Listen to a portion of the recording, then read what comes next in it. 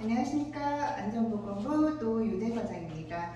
오늘은 직장 언어에 대해서 짤막하게 교육을 진행하도록 하겠습니다.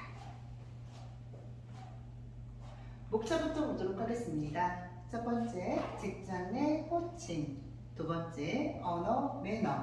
세 번째, 언어의 온도로 진행하도록 하겠습니다. 첫 번째, 직장 내 호칭부터 보도록 하겠습니다. 직장 내 호칭은 상사, 동하급자, 기타, 참고사항으로 구성이 되어 있고요. 상사의 경우에서는 상상의 성 또는 이름과 직책, 직위 다음에 님자를 말합니다. 그래서 제 이름을 예시로 들게 된다면 노윤의 과장이 될 거고요. 성명을 모르시는 직책이나 직위 다음에 때 님자를 붙여주시면 돼요. 그냥 과장님이라고 불러도 된다는 겁니다. 차 상급자에게 상급자 호칭 시에는 님을 생략합니다. 예를 들어서 제가 이사님한테 박 차장을 소개를 할 때는 이사님 박 차장입니다 라고 해서 내 직상급자에 대한 님자 호칭을 생략한다는 거예요. 자, 두 번째, 동하급자의 경우에서는 성 이름과 직책 직위로 호칭을 해주시면 되는데 노과장 또는 노윤의 과장이라고 얘기를 해주시면 되는데 직책과 직위가 없는 동료 혹은 비슷한 나이의 경우에서는 서로의 이름에다가 씨를 붙여주시면 됩니다. 누구누구 씨.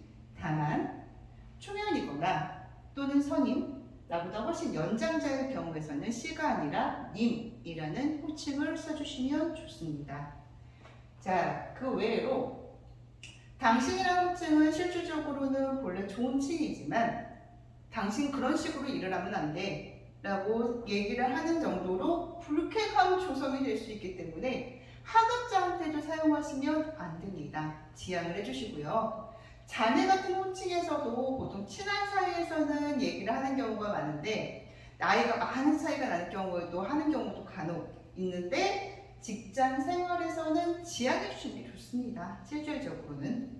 그리고 마지막으로 C 같은 경우는 동료 또는 비슷한 나이에서는 C를 얘기해 주신다고 해주셨는데 반대로 연장자나 상급자에게는 절대로 C라는 호칭을 사용하지 않도록 주의를 부탁을 드리고요. 존칭은 호칭에만 사용을 합니다. 사장님이라고 얘기를 하지 사장님실이라고 얘기하지는 않습니다. 자, 문서에서도 존칭을 생략해 주시고요. 예를 들어 공문서의 담당자에 대한 이름을 기재하는 난에 노윤의 과장이라고 적지 노윤의 과장님이라고 적지 않습니다. 상사 본인 입석하에 지시를 전달할 경우에서는 이사님이 지시사항입니다 라고 하는 것처럼 님자를 붙여줍니다. 다음 언어 매너 보도록 하겠습니다. 자, 누군가에게 지시를 하거나 업무에 대한 피드백을 하거나 처리 결과값에 대해서 내용을 전달을 할 경우에 저희 감정을 스스로 배제를 하고 정확한 객관적 명확한 사실만 얘기를 해주라는 내용이에요. 야, 내가 누구랑 같이를 해봤는데 누구누구 참 일을 잘해. 그래서 이 사람하고는 일이 잘 안 되는 거야. 라는 거는 내가 일을 할 경우에 성향이 누군가가 맞다라는 아주 개인적인 사감입니다. 그러한 부분들은 배제를 하고 명확하고 객관적인 사실에 입각해서만 얘기를 해주시는 게 좋고요. 잘잘못을 따질 때도요. 내 입장에서 생각하지 않은 이기적인 관점으로 보라는 내용이 아니라 내가 지시를 받았을 때 기분 좋았던 사항이라던가 또는 내가 피드백을 받았을 때 이렇게 했더니 감정적인 손상이 없이 정확하게 업무 피드백만 이루어지더라 라는 것으로 상대방에게 해주라는 거예요. 내가 듣기 좋은 말은 상대방도 기분이 좋습니다. 그렇게 생각을 해주시면 되고요. 아 다르고 다릅니다. 주말에 뭐 했어? 와, 주말에 애인과 뭐 했어? 라는 거는 애인과만 들어갔을 뿐인데 뉘앙스가 아주 다르죠. 자, 업무를 부탁해야 되는데 이미 굉장히 바빠 보입니다. 그랬을 때 여태 안 하고 뭐 했어? 라는 것과 많이 바빠 보이는데 혹시 이 업무를 오늘까지 좀 해줄 수 있을까? 라고 얘기하는 것은 엄청난 차이가 있겠죠.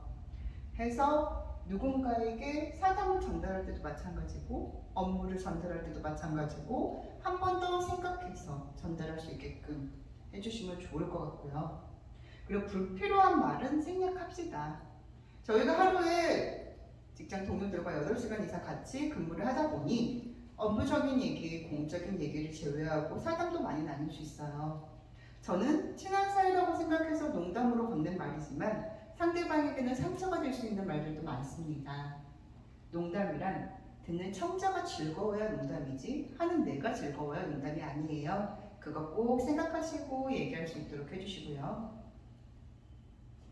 자, 마지막으로 언어의 온도입니다. 언어의 온도를 좀 높여볼까요? 어떻게? 첫 번째 쿠셔닝입니다.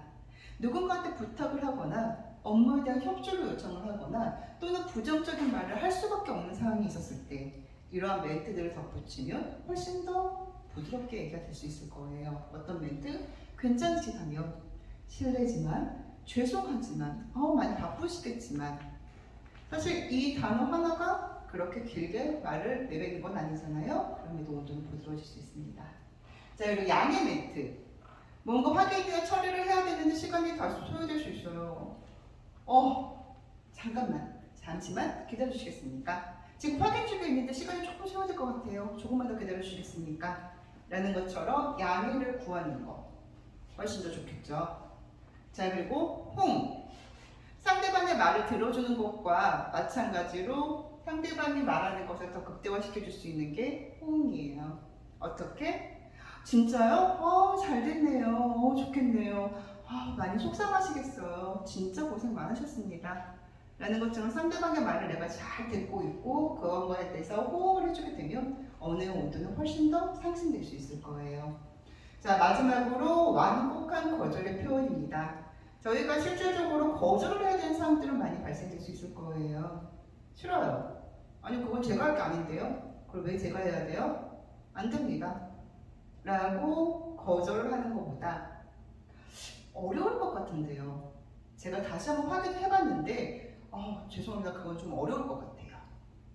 도와드리고 싶지만 딱 방법이 없네요. 자, 똑같은 거절의 표현이라고 해도 다가온 느낌이 굉장히 다르죠. 이런 식으로 멘트만 써주신다고 하더라도 서로 커뮤니케이션 하는 데는 훨씬 따뜻한 온도를 유지할 수 있을 것 같습니다. 자, 내가 얘기하는 게 무슨 말을 하는지가 중요한 게 아니에요. 상대방이 내 말을 무슨 말을 들었는지가 훨씬 더 중요합니다. 언제나 청자의 입장에서 말을 할 수 있는 습관을 기르시면 좋을 것 같습니다. 자, 여기까지 안전보건부 노윤혜 과장이었습니다. 오늘 교육을 토대로 해서 조금 더 따뜻한 언어를 구사할 수 있기를 바라겠습니다. 감사합니다.